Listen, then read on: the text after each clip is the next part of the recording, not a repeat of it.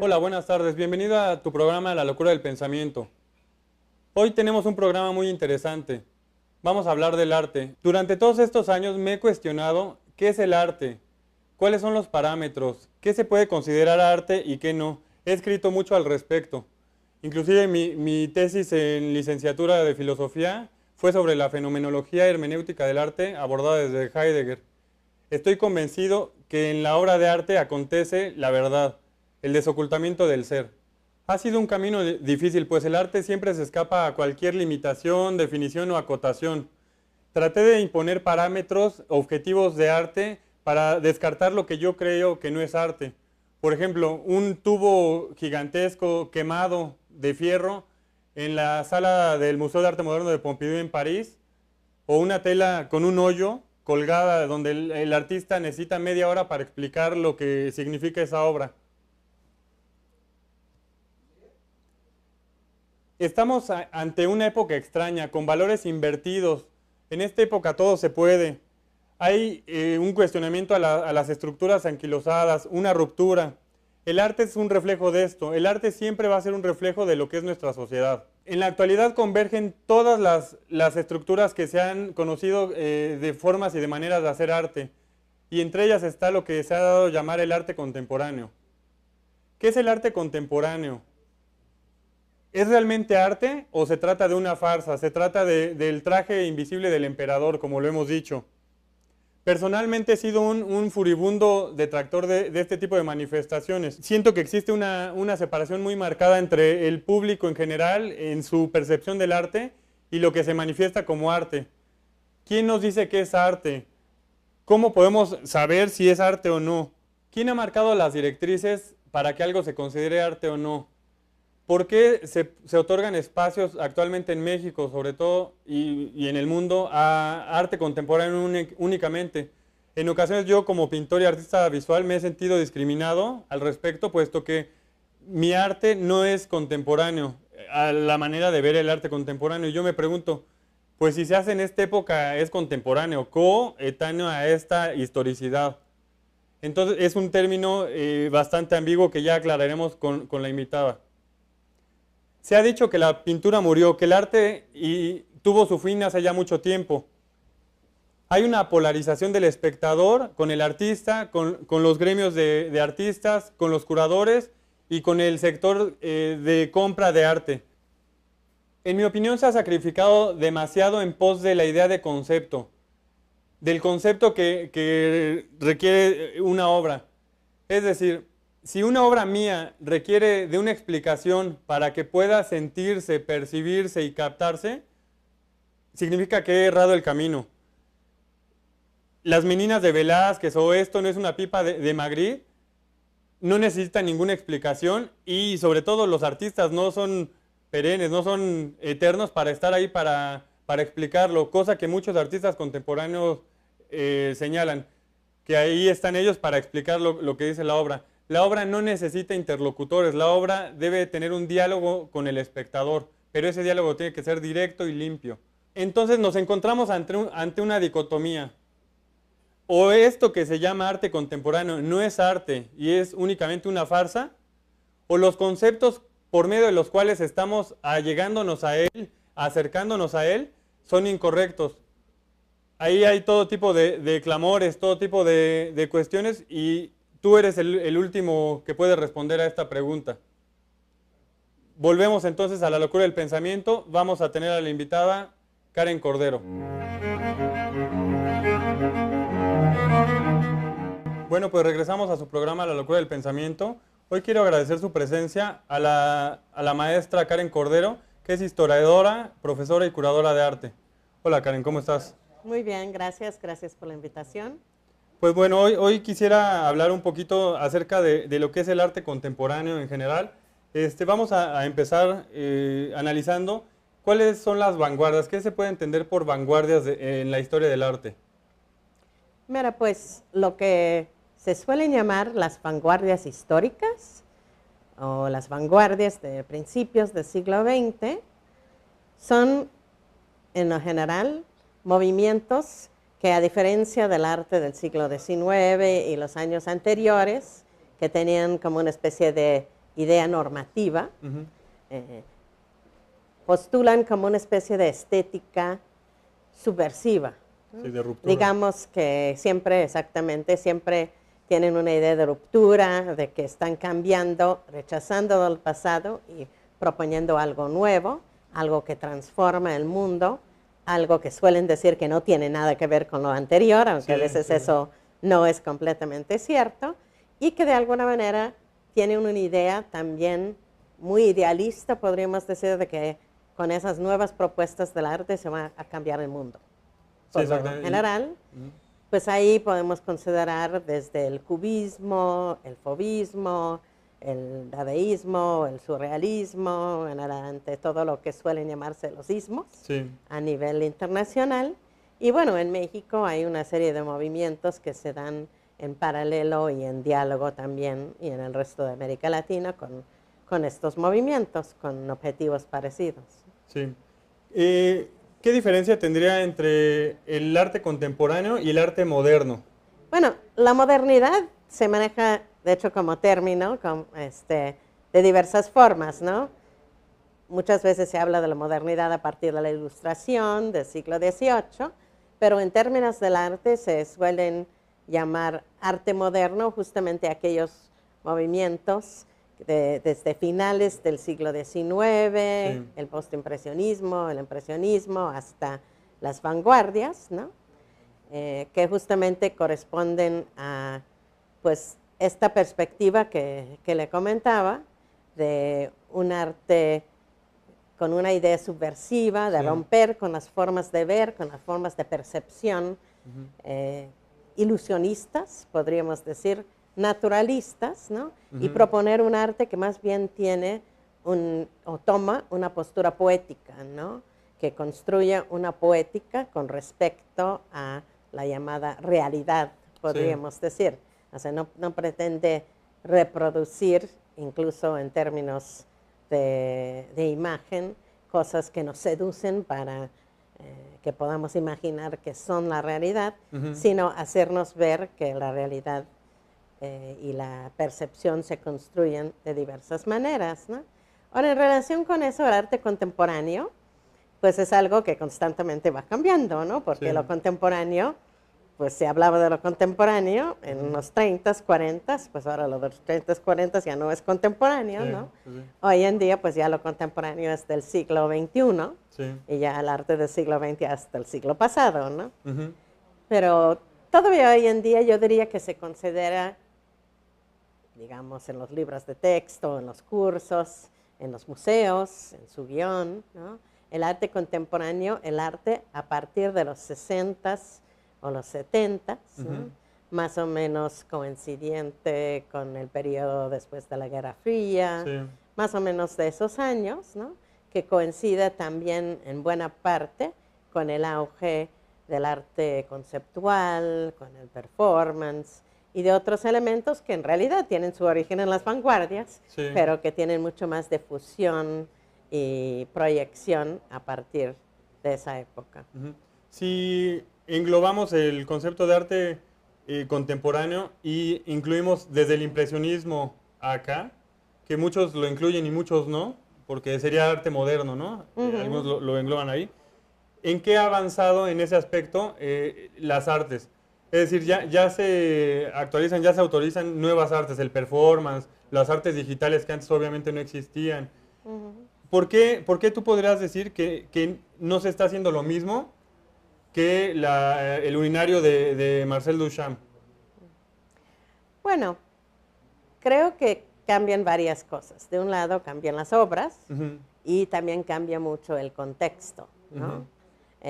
Siempre, decía un amigo mío, siempre en el arte, en la historia del arte, siempre nos estamos peleando con algo, ¿no? Sí, claro, y Duchamp estaba peleándose con ciertas ideas sobre el arte como representación, que ya para el arte de hoy en día ya no son discusión, ¿no? Ya el arte objetual, el arte encontrado, las instalaciones ya son pan de cada día, ¿no? Sí. En ese sentido, el acto del urinario de Duchamp pues sigue siendo un acto actual, podríamos decirlo, ¿no? Pero hoy en día hay muchas cosas que se han desprendido de ese acto y también ha habido una transformación con respecto a ese acto, ¿no? Yo diría que, pues a grosso modo, porque el arte contemporáneo es muy amplio, hay muchos artistas que hacen muchas cosas, ¿no? Hay transformaciones de un lado en las cosas que hacen. Hoy en día hay, por lo general, pues un manejo del arte procesual mucho más amplio que en periodos anteriores, de entender a partir del arte conceptual que el arte no solo es el objeto, sino el proceso, ¿no? Y en muchas ocasiones incluso el objeto, si es que hay un objeto, porque hay obras de arte que ni siquiera tienen ese carácter material, ¿no? El objeto muchas veces que se comercializa o que se expone en un museo, nada más es un dispositivo para acceder a toda una serie de reflexiones y procesos que anteceden y también que proceden del objeto, ¿no? Y en ese sentido, en la actualidad hay una preocupación mucho mayor con el arte como un proceso en relación con la sociedad, ¿no? En el cual el llamado artista, podríamos decir, es como una especie de hacedor, como dicen algunos autores, no necesariamente como el genio, ¿no? Sí, que tiene en sus manos el proceso de creación, sino que desarrolla una serie de ideas o instrucciones que implican una serie de procesos en la sociedad que pueden ser pedagógicas, que pueden ser dialógicos, que pueden ser dirigidos hacia transformar la percepción o la forma de relacionarnos con nuestro entorno espacial, nuestro entorno de objetos cotidianos y visualidad o sonido, de diversas formas, ¿no? Y en ese sentido, bueno, el arte contemporáneo se dirige mucho más a este tipo de transformación de la percepción en la vida cotidiana, ¿no? Sí. No nada más en un ámbito de arte restringido, ¿no? Pero, Creo por ejemplo, que eso sería un cambio, ¿no? Y en ese sentido, respecto al arte objeto, al arte conceptual, ¿cuál sería el estatuto que le da su idea de arte a un tipo de urinario? Yo entiendo lo que hizo Duchamp en ese tiempo, pero mi pregunta va en el sentido de insisto, si no 80 años después se está haciendo lo mismo, es decir, si hay alguna evolución en ese sentido. Es decir, si cualquier cosa puede ser arte, ¿y cuál es el estatuto que le da ese nombre de arte? Creo que lo que hace algo arte, finalmente, es el espectador. Okay. Creo que es otra transformación en la manera de concebir el arte, que tiene mucho que ver con la estética de recepción de los años 70, 60, 70, ¿no? De entender, justamente a partir de entender el arte como proceso, que lo que hace algo arte no está esencialmente en el objeto, sino en cómo lo percibimos y qué efecto tiene sobre nosotros y sobre el mundo, ¿no? Es como el árbol que cae en un bosque, ¿no? Sí, si no es escuchado, no existe en ese sentido. Ahora, eso tiene que ver con otro cambio, que es también el cambio en el sistema artístico, ¿no? Bueno, nosotros podemos abordar el tema del arte desde una perspectiva más académica o filosófico, ¿no? Pero hay otro aspecto, y esto sí implica un cambio muy grande en el ámbito del arte contemporáneo, que es el auge de un sistema artístico de comercialización, de coleccionismo, de diversificación de las formas de consumir y coleccionar el arte a través de los nuevos medios, las formas de difusión, que ha sido como un boom, digamos, por todas las transformaciones tecnológicas y conceptuales que se han dado desde principios del siglo XX hacia principios del siglo XXI, que implica un cambio muy grande en el contexto en el que se percibe y los niveles también en los que se perciben y se significa en el arte, ¿no? Realmente lo que hace el artista y lo que crea es solo una pequeña parte hoy en día de todo un amplio sistema que digamos, si lo imaginamos como una especie de red, ¿no? Sí, de Toma el arte estructuralismo. y lo manda por aquí, lo manda por allá y transforma sus significados y la gente escribe, y la gente opina y la gente Sí, está exhibe, y más los abierto. curadores lo vinculan, ¿no? Entonces sus significados se transforman en maneras que pues muchas veces ni los propios artistas se imaginaron, ¿no? Sí, sí, sí. ¿Y qué papel jugaría la técnica en el arte contemporáneo? Por ejemplo, si yo tomo la famosa una lata de refresco y la abollo de acuerdo a mi sentir y demás, y la expongo, y yo ya tengo una serie de estructuras que me apoyan como curadores o como empresas, y se puede exponer en el Museo de Arte Moderno, ¿qué técnica pudo haber tenido que abollara yo la lata? Es decir, es porque soy artista que es arte, y ahí tú mencionabas, y estaría yo de acuerdo en ese sentido, el espectador es una buena parte de lo que hace el arte, es decir, puede no estar en el objeto, sino en el sujeto que percibe el arte. Pero Sí, en ese sentido, si esa lata de coca, bueno, de refresco, de cualquier refresco, no hace alguna percepción en ninguna persona, ¿sería arte? bueno, si no produce nada en ninguna persona, desde mi punto de vista, para empezar al final, pues no sería arte, ni Ok. ninguna otra cosa, ni la Mona Lisa sería arte. Exacto, sí, sí, sí, Tampoco sí, si no sí, hace sí. percepción en Sí, sí, ninguna sí, otra sí, sí. persona, ¿no? Sí, la Mona Lisa tampoco sería arte si no estuviera rodeado de un sistema Sí. que define tanto a nivel conceptual como a nivel material como arte. Y como tal, había muchísimas cosas producidas como pintura dentro de las academias durante toda la historia del arte que Sí, han sí, sí, sí. pasado a la basura o al olvido en ese Perdón que te sentido. interrumpa, ahí tenía mínimo una técnica, ¿no? Tal vez, Tal sí, vez no el concepto que ahora sí. está por encima de la obra, pero sí una técnica forzosamente. Es decir, bueno, en la antigüedad tú lo sabes, el artista era un tipo de artesano, ¿no? En Egipto al artesano se le encomendaba la escultura del escribano. Todavía en el Renacimiento inclusive se les contrataba por la iglesia para hacer arte sagrado y demás, ¿no? Es la discusión. Entonces, entonces mínimo ahí por lo menos había un estatuto que era la técnica, ¿no? A discutir o no, ¿no? Ahora, lo de la lata, por ejemplo, no tiene ninguna técnica. Bueno, O sí. sí. Entonces, Ok, sí, sí, sí, entiendo tu inquietud. Eh, Creo que ha cambiado la técnica, ¿no? ujú, Definitivamente el concepto de técnica como elemento definidor sí, sí, de sí. la artisticidad, Ujú, creo que se ha transformado, ¿no?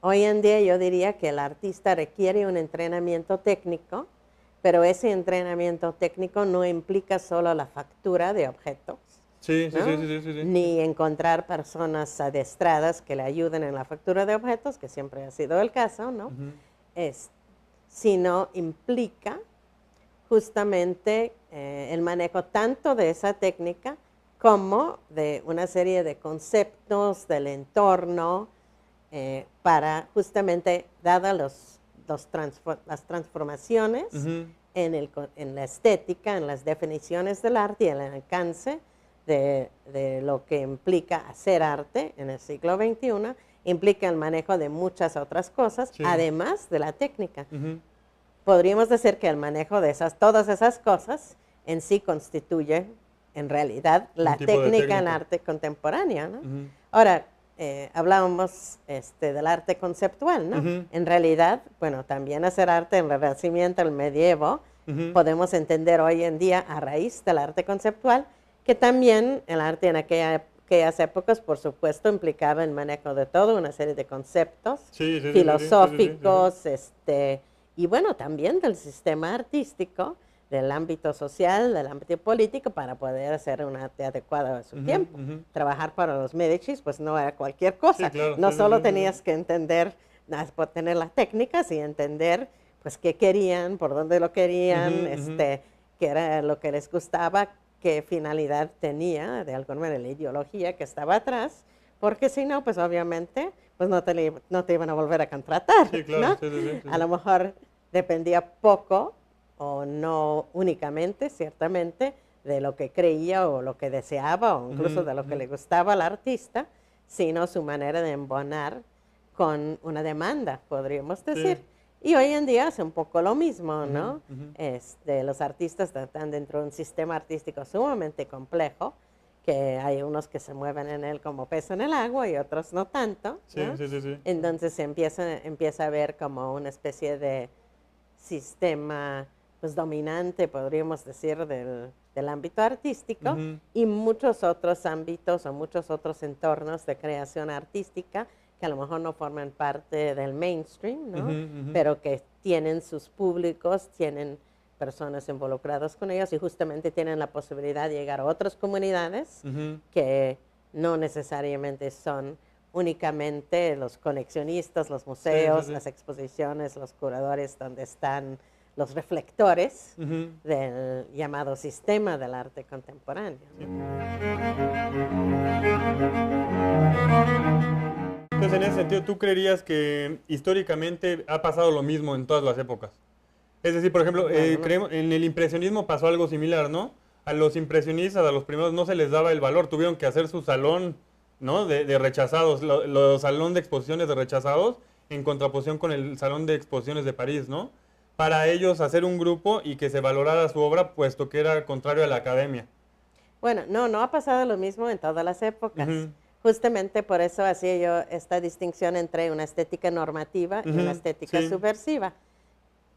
Con el impresionismo y con el arte de finales del siglo XIX se inicia esta estética subversiva, sí, es, que no busca enlazarse con la tradición, sino ujú, busca romper con él y transformar los modos de percepción, ¿no? ujú, ujú, Desde luego hay aspectos, atisbos, podríamos decir sí, eso anteriormente, pero por lo general, digo a grosso modo, porque hay muchas variantes en la sí, historia del sí, arte sí, y sí. también estamos hablando básicamente del arte Sí, sí, occidental, sí. Sí, ¿no? y lecturas de los hechos Así históricos. el arte, no del arte oriental, africano, incluso no Sí, del arte en México, que tiene sí, tiene su otra historia historia muy propia. Sí, sí, sí. diferente, pero por lo general yo diría que hasta la tres cuartos del siglo XIX, hasta la segunda mitad del siglo XIX, el arte y la estética tienen una función normativa, ¿no? Ujú, De enaltecer lo bello, lo sí, trascendente, de apoyar los valores dominantes de la sociedad. A partir de finales del siglo XIX eso empieza a cambiar y justamente se instaura esa idea del arte moderno, como lo menciona Baudelaire, ¿no? ujú. Que produce una especie de choque o Sí, cambio, ruptura. una ruptura, pero también busca justamente romper con las formas acostumbradas Sí. de la mirada, del Ujú, sonido, ujú, de todo, ¿no?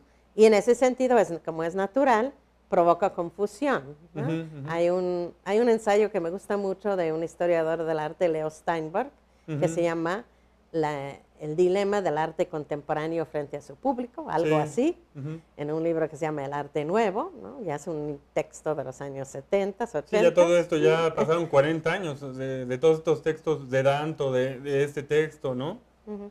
Pero dice algo muy cierto y que creo que sigue siendo muy Ujú, cierto, que el arte contemporáneo provoca confusión en su público justamente porque propone un cambio de mirada.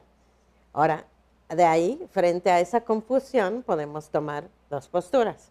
O decir, no lo entiendo, no me gusta, es malo, ujú, ujú. no quiero saber nada de él. O, mira, es algo que me confunde, pero me interesa entenderlo, me interesa aprender este, qué me puede aportar y a través de acercarse, con el tiempo puede uno justamente aprender a ver a sí mismo y otras cosas de Sí, manera sí, sí. diferente. Para mí ese es el valor del arte contemporáneo y justamente esta perspectiva subversiva que nos permite transformar nuestra mirada, Ujú. transformar nuestro modo de ver el mundo y entonces reubicarnos a nosotros mismos y en ese sentido no solo con respecto al arte, sino por las características que tiene el arte contemporáneo con respecto al mundo cotidiano, Sí, con sí, sí, respecto sí. al sonido, con respecto a los objetos que tenemos a nuestro alrededor Ujú. y también es el objetivo de los discursos curatoriales con Sí, respecto al arte en la contemporaneidad, tanto con respecto al arte contemporáneo como con respecto al arte de todas las épocas, ¿no? sí, sí, sí, sí, sí. Hacer posible que en la actualidad veamos las cosas de otra forma, que podamos actualizar nuestra manera de entender a Miguel Ángel, nuestra manera de entender el arte de las cuevas, nuestra manera de entender a la obra de Diego Rivera, Claro, el la obra tamaño, se etcétera, ¿no? resignifica de acuerdo a las épocas, exacto. Las pirámides de Chichén Itzá en su momento tienen un concepto y 2000 años después tienen otro y cada época se resignifica, ¿no? Como Heidegger dice, se erige una verdad Ujú. diferente en cada época, ¿no? De acuerdo al espectador, lo que dices, al cuidador del arte, dice Heidegger. Exacto, en ese sentido todos son arte contemporáneo. Podríamos, teóricamente, desde una perspectiva contemporánea, exhibir cualquiera de ellos en un museo de una forma contemporánea, Ujú, porque finalmente lo que estamos creando es una experiencia de arte contemporáneo, ujú. aun cuando se trate de objetos de De pues, uso épocas cotidiano, que antiguas, ¿no? Heidegger ha ido otra vez, Sí, él distingue entre la cosa, el utensilio y la obra como arte. Y sí. entonces es menos arte en la medida en que sea más útil. Pero por otro lado, un martillo que se usó hace 2000 años y que ahora está en un museo, es una obra de arte porque se resignificó. Pero bueno, es Exacto. este tema.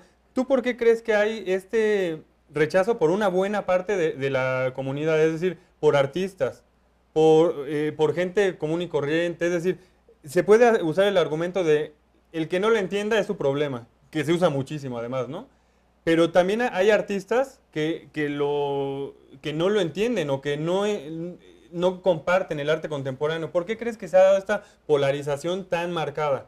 ¿Por esta época en la que todos opinamos o por los medios o por qué crees? Mira, lo que yo he percibido, no sé si a esto te refieres, es que actualmente en México ha habido cierto auge, básicamente por la voz de ciertos críticos, Ujú, es, eh, de un cuestionamiento a grosso modo del arte contemporáneo, sin especificar en muchos casos a qué se refiere, ni efectivamente trata de entender con mucha precisión a qué se refiere, ¿no? Desde mi punto de vista se trata en mucho de pleitos por el mercado, la verdad, ¿no? sí, sí, sí, Por sí, puede ser. Ujú, posicionamiento ujú, en la mira del público, pero sobre todo en la mira de los consumidores este, que adquieren obra y lo den valor a través del coleccionismo ujú, y, bueno, por los vínculos que tiene el coleccionismo con la crítica y con el mercado de arte, ¿no? ujú, Yo entiendo así estas denuncias o discusiones generalmente con poco fondo o fundamentación ujú, de que, bueno, de que el arte contemporáneo no es interesante, ¿no? Porque en pocos casos he visto críticas que denuncian el arte contemporáneo a través de un análisis pormenorizado. En ujú, México ujú, no he ujú, visto mucho. ujú, Hay algunos casos en otras partes donde sí hay críticos que sí, desde una perspectiva inteligente, ujú, hacen ese tipo de análisis, pero generalmente son pocos, ¿no? ujú, Generalmente yo lo he visto más bien como una discusión por el espacio. Y la verdad me parece una discusión bastante tonta. Desde mi punto de vista, me ujú, parece que, bueno, hay espacio para todos los tipos de arte. No se trata de que un tipo sea bueno o otro tipo sea ujú, malo, ¿no? ujú, Sí, hay muchas cosas que se hacen en el arte y en otros ámbitos en los que yo no participo o que no me gustan, pero no por eso pienso que no deben de existir. Como, ujú. bueno, hay muchas personas que opinan cosas con las que yo no estoy de acuerdo, pero no por eso creo que no deben de poder opinarlas, ¿no? Sí, sí, sí. Me parece que decir que una forma de hacer las cosas, a menos que sea dañino en cosas básicas a la sociedad o a la vida humana, realmente pues es un atentado en contra de la libertad Ujú, ujú, de expresión y desde mi punto de vista de las posibilidades de transformación del pensamiento que siempre existen en la sociedad y bueno, a fuerzas en un inicio siempre son y a veces toda la vida, ¿no? Son minoritarios, ¿no? sí, sí, sí. Pero bueno, es como si hubieran crucificado a Van Gogh porque pues decían que su arte no sirve y hoy en día, bueno, ¿Quién marca lo que es el arte y lo que no? mira, creo que no hay una definición categórica del arte, ¿no? Ujú, sí. Este, de alguna manera, bueno, a mí me gusta la definición de Panofsky, que seguramente lo voy a citar mal, pero bueno, que se refiere a productos Ujú, de, básicamente se refiere a productos humanos, ¿no? Ujú. O sea, no refiriéndose a un fenómeno natural, Sí, no, humano de la obra algo de hecho quehacer. por un Ajá. ser humano que implica esa aportación de la Ujú. reflexividad humana, ¿no?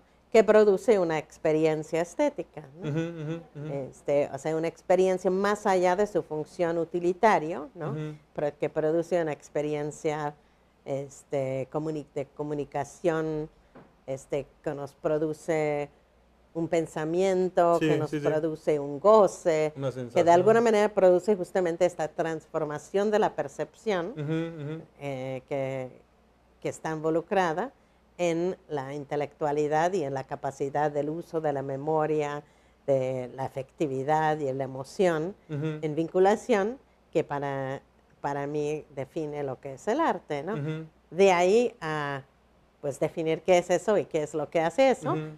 pues nuevamente es muy individual y Sí. creo que finalmente recae en pues cada quien decir como para él o para ella es arte, ¿no? Ujú, Y finalmente la construcción, podríamos decir, de la historia del arte o lo que las instituciones vinculadas con el arte recae ahora sí en las personas que están involucradas en el sistema artístico, ujú.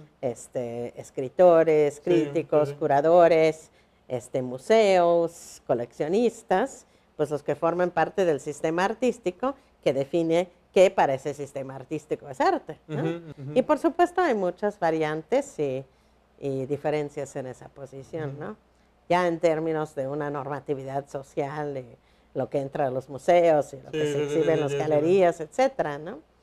Pero bueno, ya a un nivel más de la estética o la experiencia del arte, creo que para cada quien hace arte algo a partir de su recepción y percepción, Ujú, ¿no? ujú, Y finalmente yo convierto en el arte algo en el momento en que yo tengo esta experiencia estética, ¿no? ujú, ok. Y si no pasa eso, o si no me provoca eso, que desde luego siempre es parte la obra y parte mí, o sea, porque se hace un embone, ¿no? Sí, sí, sí, sí. La obra Sí, yo siempre he dicho, no... yo que soy pintor y hago cine, el 50% es de mi parte, yo Ujú, ejecuto la obra y Heidegger dice otra vez, el autor se autodestruye en cuanto la obra toma ser.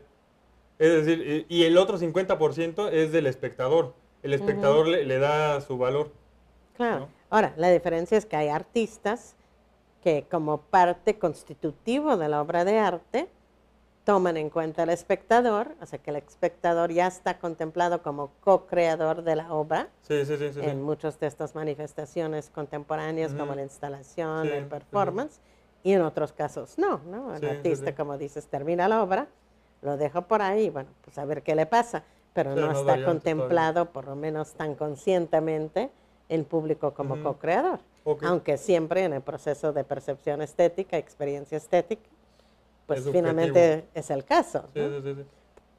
Pues ya para terminar, Karen, ¿tú qué opinas al respecto de enunciados paradigmáticos y radicales de el fin del arte fue hace ya muchos años, ¿no? Como dice Danto, perdón, o la pintura ha muerto, este tipo de declaraciones, ¿qué te parece? En una mira hacia lo que sigue en el arte. Me parece que son también enunciados estratégicos, ¿no? Ujú, Son enunciados que buscan también provocar sí, una manera de entender el antes y el después, ¿no? Como cualquier corte que hacemos cuando escribimos en la historia, sí, ¿no? sí, sí, El, el arte conceptual empezó aquí, terminó sí, aquí, sí, sí, sí, sí, etcétera, sí. ¿no? De ahí a que tengan un validez, podríamos decir, pues, no sé, probatorio, o sea, con respecto a la pintura, por ejemplo, pues es evidente que la pintura no ha muerto, digo, pues está por todos Pues yo soy lados, ¿no? pintor, si hubiera muerto Este, yo estoy sí, haciéndome tonto. de alguna manera por eso digo, es un Sí, sí, enunciado sí. estratégico, estético, como para tratar de, de, pues, promover otra manera de ver Sí, y entender el arte, ¿no? Pero bueno, como hecho, de facto, creo que la pintura también se ha ido transformando, también se ha ido integrando a las nuevas corrientes y formas de hacer arte y se ha ido emplazando en el sistema artístico y desde luego, pues sigue siendo una presencia importante en el arte contemporáneo, ¿no? Igual, pues la cuestión del fin de arte, ¿no? Pues siempre hay un fin de un tipo de arte y un nacimiento de otro tipo de arte, ¿no? Sí, sí, sí. Creo difícil en lo personal que el arte se muera, mientras haya personas que tengan la capacidad, tienen cuerpos y que tengan la capacidad de tener experiencia estética, ¿no? Sí. Puede ser que ya no es corriente un tipo de arte o una forma de entender el arte que existía en otra época, o que no es lo dominante o lo valorado dentro de un determinado sistema artístico, ¿no? Pero de ahí que lo que se entiende como arte en términos de experiencia muera, pues lo veo difícil, ¿no? Sí. Pero a través de eso no invalida esas posturas. Yo creo que el discurso sobre el arte, sobre la filosofía, siempre tiene un carácter pues estratégico, ¿no? Sí. Y de alguna manera, pues estos autores, bueno, tanto pues, es un filósofo teórico importante del arte, pues lo que escriben o lo que escribieron en su momento hace posible también dentro de su campo que la gente perciban el fluir, digamos, de la cultura y el arte de nuevas maneras, ¿no? Y van haciendo otras periodizaciones y ubicaciones incluso de ellos mismos con respecto a ese fluir. Ok. Pues, ¿algo que quieras agregar, Karen? Pues muchas gracias por invitarme y bueno, pues no será la primera. Y que viva el arte. Que viva el arte. Pues muchas gracias. Pues volvemos a la locura del pensamiento.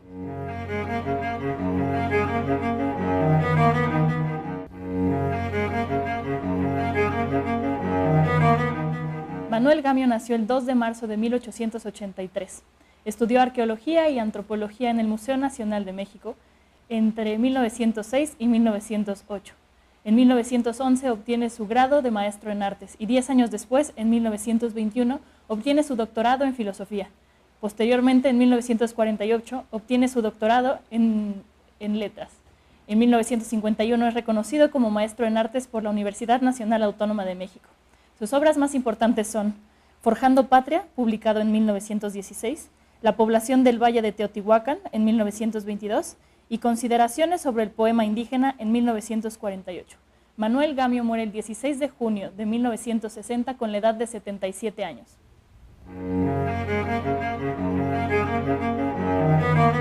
Pues hoy vamos a hablar en esta sección Mexic de un gran mexicano, quien fue Manuel Gamio.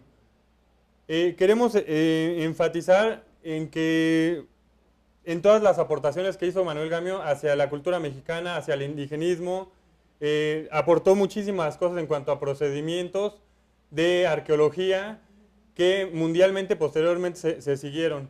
Recibió reconocimientos, doctorados, honoris causa y demás. Para esto hoy invitamos a Ángel Jiménez. Con él vamos a abordar un poquito más este tema. ¿Cómo estás, Ángel? Hola, muy bien, un gusto estar aquí contigo.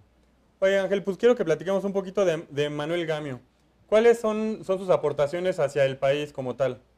Bueno, pues yo considero que sus tres aportaciones fundamentales son, uno, la creación de la Dirección de Antropología, la cual lleva a cabo hasta la fecha las investigaciones pues, que se hacen en todo el país. Otro es la investigación integral de la antropología, es decir, él conjuntó diferentes disciplinas para poder así llevar a cabo una investigación más integral de los pueblos prehispánicos y entenderlos y integrarlos a la situación actual del país. Y la otra aportación es estudios que él hizo sobre la migración de los mexicanos hacia Estados Unidos. Él vio desde el punto de vista no del efecto que produce en el país, sino de lo que ellos viven allá en Estados Unidos. Sí, que son necesarios para la economía del país, ¿no? Que eso es un tema súper vigente en ese sentido, ¿no? Sí, de hecho, pues muchos de sus estudios siguen vigentes hasta la fecha, y hablando de la migración, pues todo lo que él postuló a la fecha se sigue comprobando. Sí, incluso lo que comentas de los estudios y los equipos que él conformaba, a él le interesaba muchísimo conformar con especialistas de cada área, ¿no? Inclusive para su libro sobre el Valle de Teotihuacán, reunió a gente de lo más importante en el momento en el país, como llevó a Francisco Goitia como pintor para que él hiciera los dibujos de las áreas arqueológicas. Le interesó muchísimo este sistema integral, ¿no?, de cultura. Sí, bueno, Francisco Goitia fue quien ilustró su obra. Y sí, o sea, él invitaba lingüistas, invitaba Sí. etnólogos, invitaba antropólogos, arqueólogos, para hacer toda una investigación integral para entender a fondo y en contexto los pueblos prehispánicos. Ujú. Sobre todo, él hizo muchos descubrimientos en Teotihuacán y pues Sí. de ahí su obra. Sí, de hecho, y una de las cosas importantes de Manuel Gamio es esa relación que él manejaba desde de la teoría a la praxis. Es decir, no se conformaba con ser filósofo, que de alguna manera lo Ujú. era, con dar ideas, sino que a él lo que le interesaba era llevarlas a la práctica y que el mexicano común y corriente, que el mexicano en general, tuviera un bienestar. De hecho, en Teotihuacán lo que hizo fue, abrieron talleres para que los mismos artesanos hicieran reproducciones de las artesanías encontradas y hasta la fecha esos talleres están vigentes.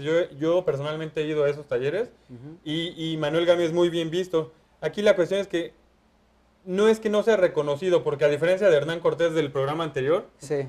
que es un poco polémico, Manuel Gamio sí es reconocido, pero no de la manera que debiera, ¿no? Hay que revisar sus textos.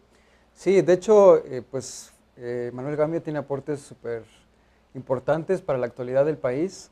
Y sí, como mencionabas, él ve todos sus estudios arqueológicos desde el punto de vista para favorecer y para seguir perpetrando o seguir eh, manejando las culturas, ¿no? Es Sí, decir, sí, sí, sí.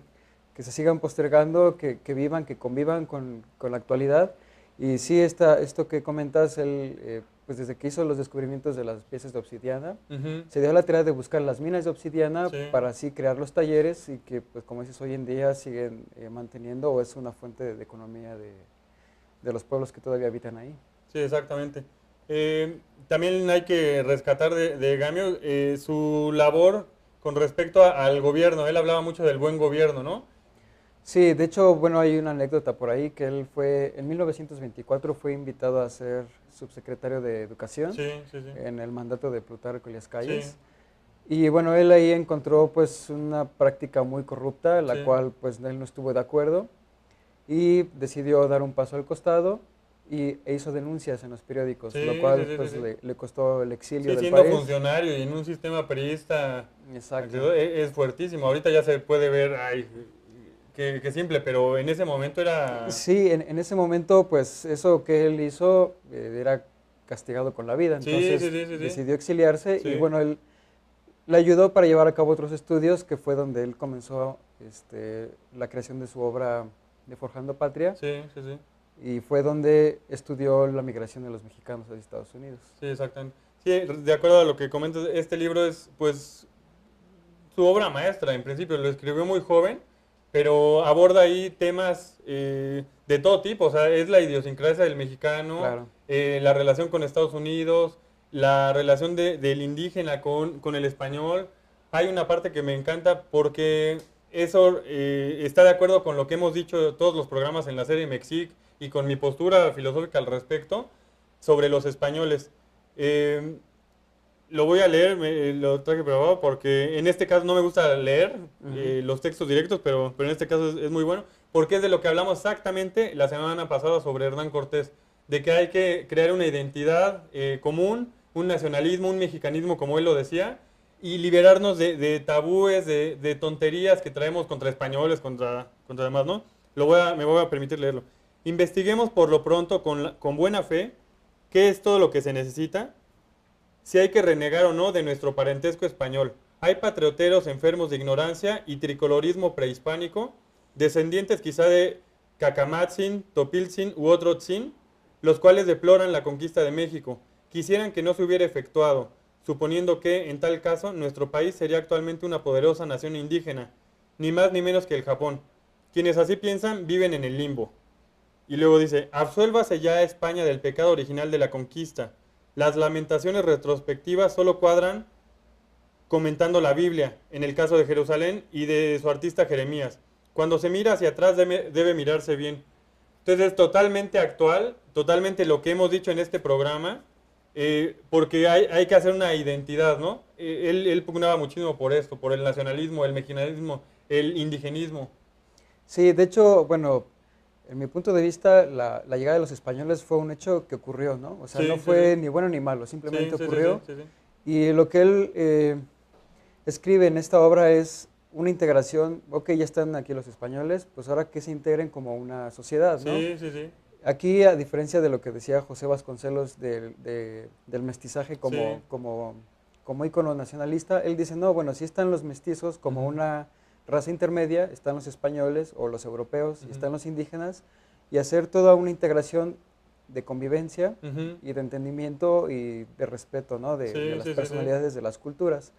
Y él defiende mucho aquí que no hay una raza superior ni una raza inferior, es Sí. decir, como la raza civilizada ni la raza autóctona.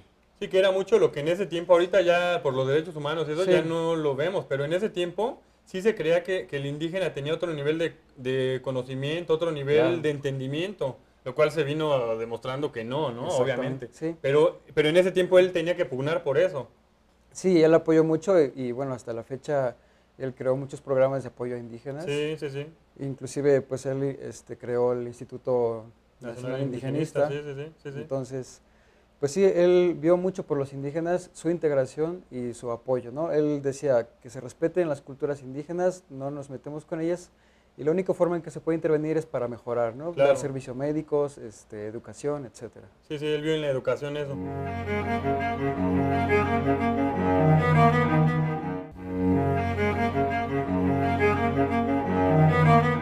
Otro de los temas interesantísimos en Manuel Gamio es el gobierno, como lo mencionaba, la humanización, pero siempre que el gobernante se percate de las necesidades del pueblo.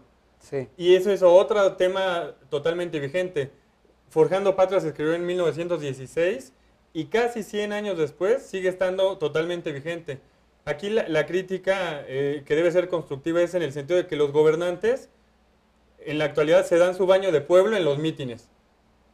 sí, Mítines que están totalmente arreglados, que los gobernantes no se pueden percatar de las condiciones reales de los gobernados. Entonces, en ese sentido, no hay un nexo causal y un nexo proporcional entre el gobernado y lo que necesita y que se le satisfagan todas esas necesidades.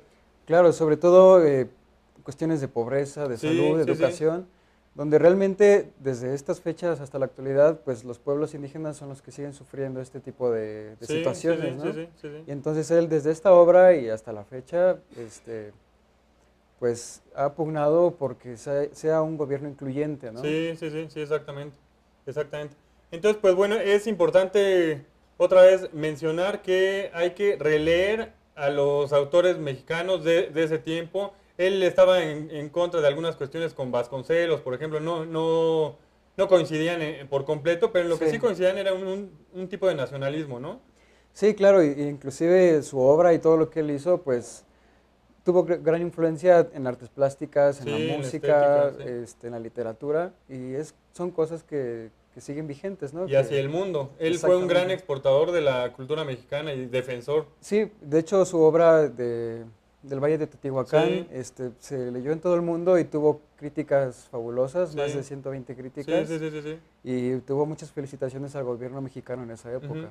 Sí, y Y fue ejemplo para otros procedimientos de arqueología en el mundo. claro, inclusive su obra sigue siendo vigente, Sí, los estudios no han sido superados hasta la sí, fecha, ¿no? Sí, y las técnicas que él utilizó son técnicas actuales de la enseñanza de la antropología sí. como una materia integral. Ujú. Pues bueno, Ángel, ¿algo más que quieras agregar sobre Gamio? Pues bueno, yo quisiera recomendar que lean su obra de Forjando Patria, y también está su biografía, la Sí. cual está editada por la Universidad Nacional Autónoma de México, y ahí pues narran desde su infancia cómo él se empezó a involucrar en la arqueología desde la juventud Ujú, y cómo fue desarrollando su obra hasta los reconocimientos que tuvo hasta su muerte. ujú. Bueno, pues ya lo saben, hay que leer mexicanos. No, no se vayan por las novelas de bestseller y demás, hay que releer y retomar textos sobre gente que construyó la patria. Manuel Gamio fue uno de los constructores de la patria moderna en temas de educación, de arqueología, de estética, bueno, de alimentación. Él pugnaba por el frijol de soya y Claro. una alimentación completa para la gente que no podía acceder a esto y demás, ¿no? Entonces, Hasta de identidad. y de identidad sobre todo, exactamente, de un tipo de identidad, ¿no? Entonces, pues les recomiendo mucho que analicen a nuestra gente pasada que construyó la patria. Pues muchas gracias, Ángel. No, un placer estar aquí y espero nos volvamos a ver pronto. Bueno, gracias. Bueno, pues vamos a las recomendaciones. En esta ocasión les quiero recomendar, de acuerdo al tema que vimos, la obra de arte en la época de su reproductibilidad técnica, de Walter Benjamin. Esta obra es magnífica, fue una obra reaccionaria en su momento, de corte izquierdista, digámoslo, y nos acerca un poco al arte como producto, a cómo se puede ver actualmente el quehacer artístico. Entonces se lo recomiendo mucho, la obra de arte en la época de su reproductividad técnica. Otro libro que obviamente voy a recomendar de acuerdo al tema es Forjando Patria, del cual hablamos anteriormente, de Manuel Gamio. Este libro es uno de los obligados que vamos a poner en el programa, junto con El laberinto de la soledad de Paz, o La raza cósmica, o varios más, o El perfil del mexicano de Samuel Ramos. Este libro lo tienes que leer como mexicano, para tener un acercamiento a tu identidad, una reflexión, y no quejarte por cuestiones que no entiendes muchas veces. Te lo recomiendo muchísimo. Y en cine les voy a recomendar una película que se llama The Mother. Es una película coreana de Bong Joon-ho del 2009 y es una película extraordinaria con un guión magistralmente ejecutado y original. Este filme habla sobre la relación de una madre con su hijo y hasta dónde puede llegar este vínculo filial. Y pues bueno, esto ha sido todo el día de hoy en La Locura del Pensamiento. No olvides escribirnos a las redes sociales, ponnos tus opiniones, tus sugerencias, temas que quieras que se toquen, qué te parecieron los temas que hemos estado tratando y demás. Entonces, pues te deseo buenas noches. Hasta luego.